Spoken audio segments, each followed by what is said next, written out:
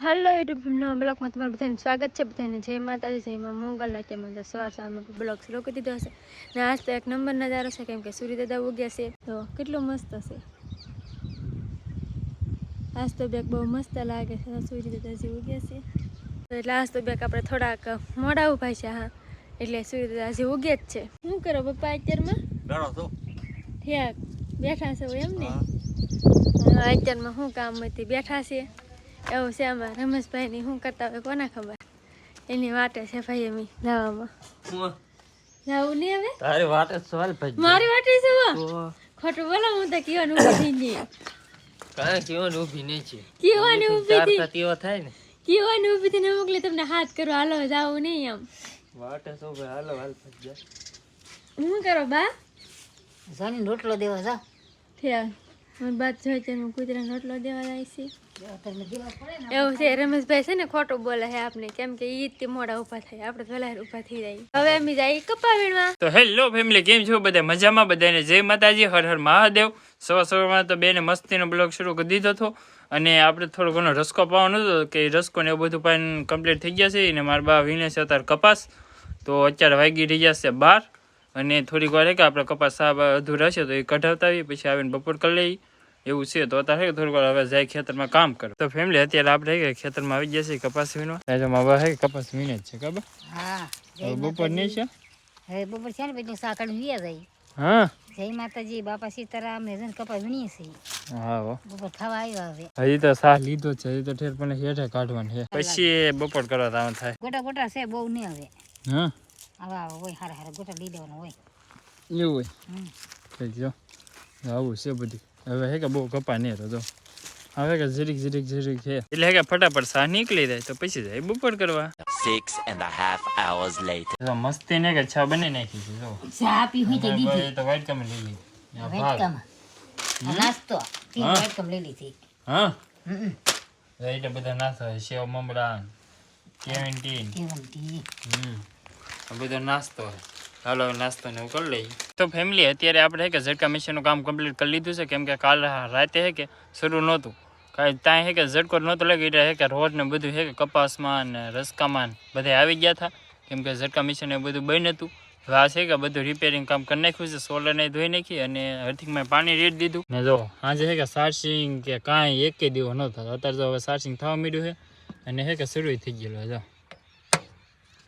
અત્યારે 14 કલાક ઉપર મૂકો ને તો જ ચાલુ થાય થઈ ગયું। રાતે હે કે આવો કે કાંઈ અવાજ જ નહોતો આવતો, હાવ એટલે હાવ ડીમ જ હાલતું। હવે અત્યારે કે કમ્પ્લીટ થઈ ગયું ને કમ્પ્લીટ બધે ઝટકો જાય છે। તો ફેમિલી હવે હે કે આપણે કપાસમાં બળજા અને છારવાને કે શરૂ કરી દીધું છે। જો એકને જો અહીં બાંધેલો હતો, એકને જો પોલે બાંધેલો હતો, હજી મારા બા તો જો કપાસ વીણે જ છે અહીં જરા પણ કપાસ વીણે છે ને જો બેને બાંધી દીધા અને હવે પાછો ટાઈમ થઈ ગયો છે ઘરે પહોંચાડવાનો। જો ભાઈ તો ભાઈ ગઈ હતી તો ઊભો રે। હવે હે કે ઘરે જવાની એને ઉતાવળ થઈ ગઈ કે એટલા માટે હજી ઓલો તો જો પણ એમને બાંધેલો છે। હવે હે કે કપાસ નથી કે એટલા માટે હે કે હવે બધા માલને એક સાથે છોડી દેવાને એટલે હે કે આમાં સેડા કરે એમ એટલા માટે આ બધું કરીએ છીએ। પછીને તો હે કે હવે આપણે કપાસ ને એવું બધું ખેંચવાનું શરૂ કરી જ દેવાનું છે। થોડો ઘણો બધા માલ હે કે લીલો કપા ઊભો હોય ને ત્યાં સુધીને સરી લે એમ ફેમિલી। તો અત્યારે હે કે હાંસ પડી જશે ને કમ્પ્લીટ બધા માલે ફેરીને અંદર બાંધી દેશે। અત્યારે અમારે બેન આવી ગયો કે તારે હેડી જ ખાઈ જતો આખું તગાર ભરી દીધું હોય કેટલું છું ઘણું થઈ ગયો હવે તે હેડી તોય પીડી કોઈ ખાતું જ નહીં। હું કાયમી ખાલાવે ને ખાવ હા તો કોઈ ખાતું નહીં તો ખોડાડી તો પડે જ તી પડે તો પછી અમારે ઘેરે હે કે અમે કોઈ બહુ હેડી ખાતું જ નહીં આમ જો તો હે એટલે ઠેલી લાવ્યા બેન રાંધવું ન પડે ને ઈ હેડી ખા બેસી જાય।